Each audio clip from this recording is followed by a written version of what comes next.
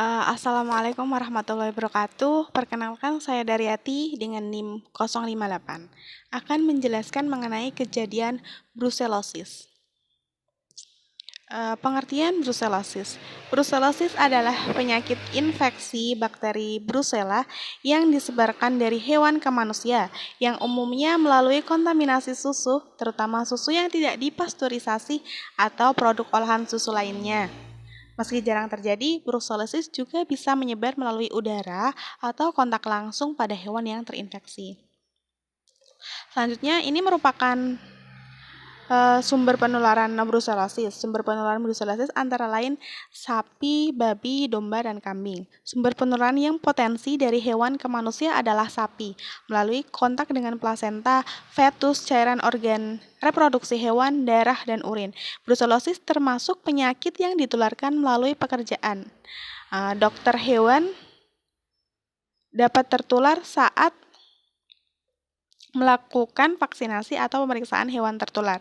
Pekerja kandang seperti pemerah susu dan pembersih kandang dapat tertular melalui cairan ekskreta yang keluar dari sapi abortus, feses, atau cairan tubuh lainnya yang mencemari lingkungan kandang.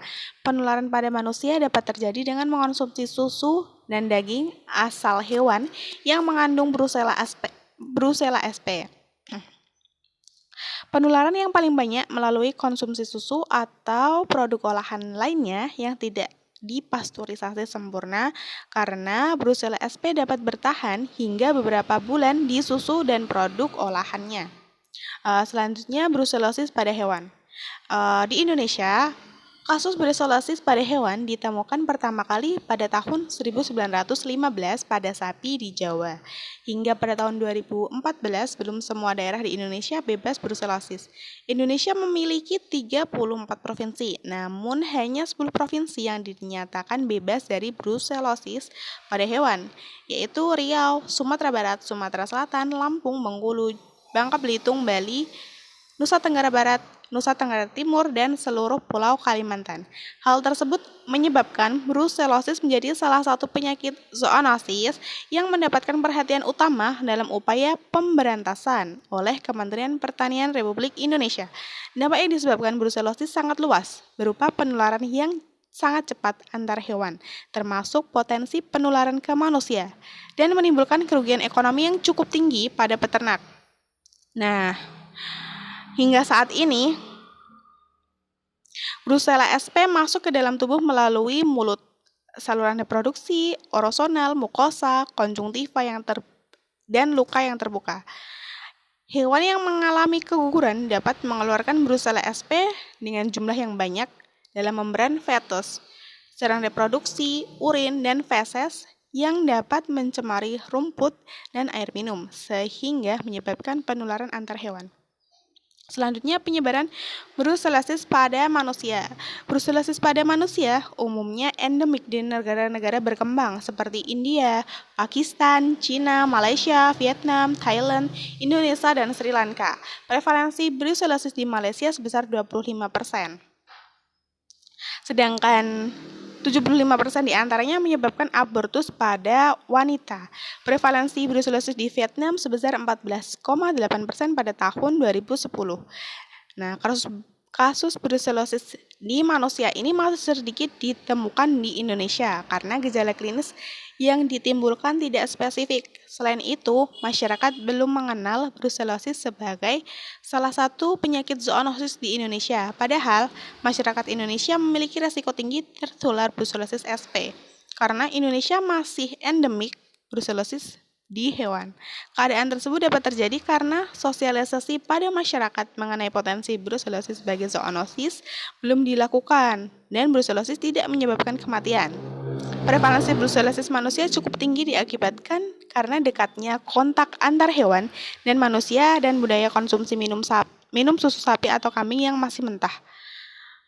Studi seroprevalen brucellosis pada manusia telah dilakukan di beberapa negara termasuk di Ethiopia. Kasus brucellosis menjadi salah satu penyakit yang paling banyak berdampak pada kesehatan masyarakat di Afrika. Brucellosis masih merupakan penyakit endemik di India, Pakistan, China, dan Sri Lanka. Selanjutnya, gejala brusellosis. Gejala brusellosis bisa muncul dalam 5 hari hingga 1 bulan setelah terinfeksi dan umumnya mirip dengan gejala flu, diantaranya batuk, demam, sakit kepala, nyeri otot dan sendi, sakit perut, berkeringat di malam hari, dan nafsu makan serta berat badan menurun. Gejala ini bisa hilang dalam hitungan minggu atau bulan, namun bisa kembali kambuh pada sebagian orang. Gejala bisa berlangsung dalam hitungan tahun, bahkan setelah diobati. Gejala jangka panjang yang dialami antara lain sering demam, radang sendi, endokarditis, dan radang tulang belakang serta jaringan di sekitarnya. Selanjutnya, diagnosis dan pengobatan brusellosis. Gambaran klinis dan lesi yang disebabkan brusellosis tidak dapat dikenali secara spesifik. Oleh karena itu, untuk peneguhan diagnosa dilakukan dengan uji laboratorium. Uji polymerase chain reaction atau PCR dapat dilakukan, tetapi memerlukan evaluasi dan standar yang tinggi untuk mendiagnosa kasus brusellosis kronis. Secara serologis dapat dilakukan ELISA serta metode Western blot untuk membedakan antara apakah infeksi brusellosis telah lama atau baru. Yang selanjutnya yakni pengobatan brusellosis. Pengobatan brusellosis pada manusia dapat diberikan antibiotika seperti tetrasiklin, doxycycline, streptomycin, dan rifampicin, dan kombinasi trimethoprim dengan sulfamethoxazole selama minimal 6 minggu. Yang selanjutnya yakni komplikasi brusellosis. Brusellosis bisa berdampak ke hampir semua bagian tubuh, seperti sistem saraf pusat, sistem reproduksi, dan hati. Jika berlangsung dalam jangka panjang, brusellosis bisa menyebabkan komplikasi pada satu atau beberapa organ, seperti yang pertama endokarditis, infeksi pada lapisan bagian dalam jantung sehingga bisa merusak katup jantung dan menyebabkan kematian. Yang kedua yaitu artritis. Brusellosis bisa menyebabkan peradangan sendi di lutut, pergelangan kaki, pergelangan tangan, panggul, dan radang sendi tulang belakang yang bisa sulit diobati serta dapat menyebabkan kerusakan permanen. Yang ketiga yakni epididymorphitis. Bakteri penyebab brusellosis bisa menginfeksi saluran kelamin pria yaitu epididymis, kemudian menyebar ke testis sehingga menimbulkan nyeri dan bengkak yang parah. Yang selanjutnya yakni infeksi limpa dan hati. Brusellosis pada limpa dan hati dapat membuat kedua organ tersebut membengkak. Yang selanjutnya yakni radang otak dan meningitis. Infeksi brusela yang menyebabkan sistem saraf pusat dapat mengakibatkan radang otak atau meningitis. Dan yang terakhir dapat menyebabkan keguguran dan cacat lahir. Selanjutnya, pencegahan brusellosis. Pencegahan brusellosis pada manusia dapat dilakukan dengan yang pertama, penanggulangan dan kontrol penyakit pada hewan sebagai host pest.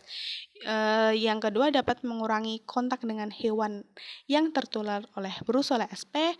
Yang ketiga dapat memakai alat pelindung diri jika kontak dengan hewan seperti para petani hewan sebaiknya dapat memakai alat pelindung diri. Dan yang selanjutnya yakni memasak dengan benar susu segar yang akan diminum dengan cara dipasteurisasi sebelum dipasarkan.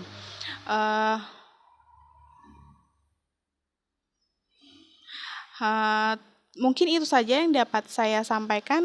Mohon maaf apabila banyak salah kata. Terima kasih. Wassalamualaikum warahmatullahi wabarakatuh.